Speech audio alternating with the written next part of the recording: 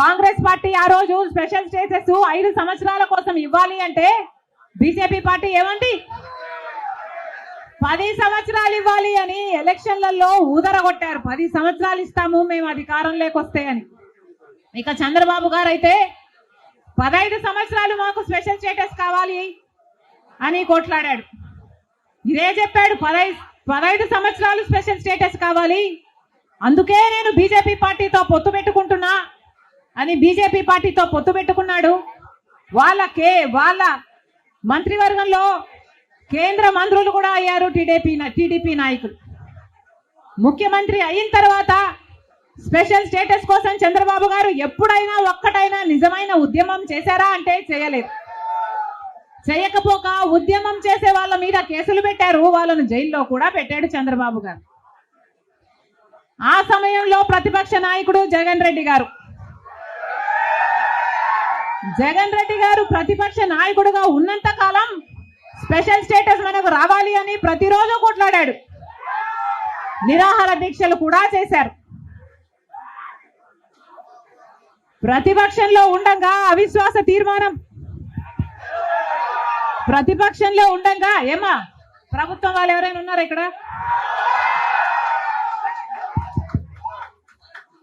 ప్రతిపక్షంలో ఉండగా జగన్ రెడ్డి గారు చెప్పిన మాట, మేము అవిశ్వాస తీర్మానం ప్రవేశపెడతాము, తెలుగుదేశం పార్టీ ఎంపీలు అందరూ కూడా మద్దతు ఇవ్వండి, మూకుమ్మడి రాజీనామాలు చేస్తే స్పెషల్ స్టేటస్ ఎందుకు రాదో చూస్తారన్నాడు జగన్ రెడ్డి.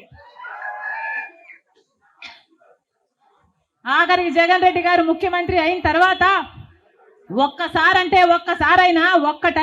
ఒక్కటైనా నిజమైన ఉద్యమం చేశాడా స్పెషల్ స్టేటస్ కోసం?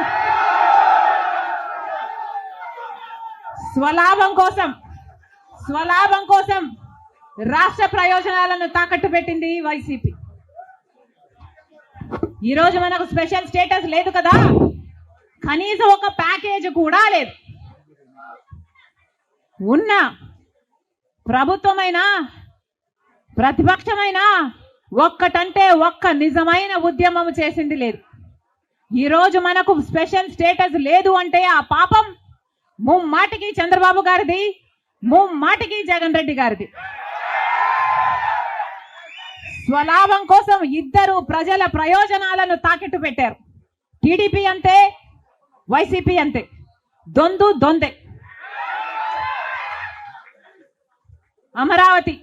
రాజధాని అమరావతి అన్నాడు చంద్రబాబు గారు, సింగపూర్ను చేస్తానన్నాడు. 3D గ్రాఫిక్స్ మొత్తం గుర్తుందా? 3D గ్రాఫిక్స్ చూపించాడు చంద్రబాబు గారు. పోనీ అమరావతి రాజధాని అయిందా అంటే అది కాలేదు. జగన్ రెడ్డి గారు వచ్చారు, 1 కాదు 3 రాజధానిలు అన్నారు. పోనీ 3 రాజధానిలు అయ్యాయా అంటే ఒక్కటి కూడా లేదు. ఈరోజు మనకు రాజధాని ఏది అంటే ఏదో మనకే అర్థం కాని పరిస్థితి. ఒకటైనా ఉందా అంటే ఏదీ లేదు, ఒకటి కూడా లేదు. మరి ఏమి సాధించుకున్నట్టు? పోలవరం ప్రాజెక్ట్ ఎప్పుడో 1941లో పోలవరం ప్రాజెక్ట్ కట్టాలనుకుంటే సాధ్యపడలేదు. ఆఖరికి రాజశేఖర్ రెడ్డి గారు ముఖ్యమంత్రి అయిన 2004లో రాజశేఖర్ రెడ్డి గారు జలయజ్ఞంలో భాగంగా పోలవరం ప్రాజెక్టును స్థాపించడం జరిగింది. రాజశేఖర్